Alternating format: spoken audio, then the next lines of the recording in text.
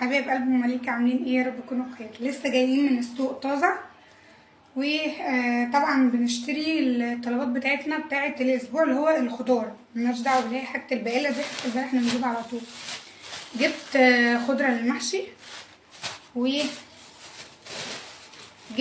2 كيلو ونص عنب، وجبنا باميه، وجبت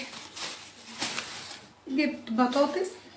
وطبعا انا عندي بطاطس بس بنجيب يعني عشان تبقى في التلاجة، مفيش غير مع البطاطس. جبت كمون عشان ما عنديش، انما عندي بهارات التانية بس ناقصني كمون. وطبعا انتوا عارفين كل اسبوع البتنجان، محشي البتنجان يا جماعة بنحبه صغير محنطر دوت. في ناس بتجيب له الكبير كده بس ما بحبوش بصراحه. وجبت مكرونه قلم عشان لو هنعمل مكرونه بشاميل ولا حاجه، وجبت مكرونه عاديه عشان تبقى مكرونه بصلصه، مع اني بصراحه ما برتاحش في المكرونه الصغيره دي، انا بحب اللي هي الاقلام اللي هي بالصلصه او اللي هي الاسباجيتي. وجبت فول مدشوش عشان بنعمل اسلام بيحب حاجه اسمها مخصصه لو تعرفوها وبحبها. وطبعا جبت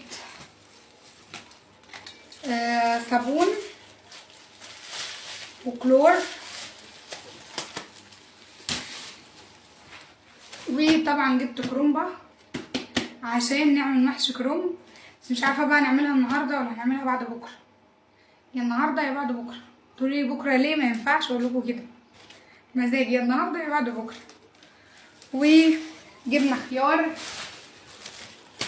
جبت خيار، وطبعا جبت طماطم كتير عشان خاطر الطماطم هتغلى يا جماعه في الشهرين الجايين دول، وهتغلى. الحقوا بقى فرزوا الطماطم اليومين دول رخيصه، فالحقوا فرزوا دول.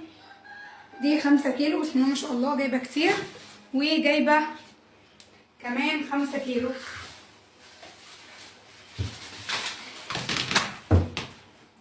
وجبت كمان شنطه فيها 5 كيلو. احنا بقى نقعد نفطر ونقعد براحتنا بقى كده ايه على رواقه، ننضفهم ونشوف احنا هنعمل ايه.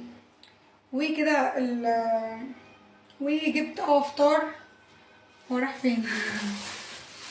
وجبت طعميه، وطبعا فسيخ عشان نفطر انا وابو مليكه. ابو مليكه هنا النهارده، وعشان نفطر هنعمل بقى فطار بسرعه كده، ونرجع بقى ننضف الطماطم ونشوف احنا ورانا ايه.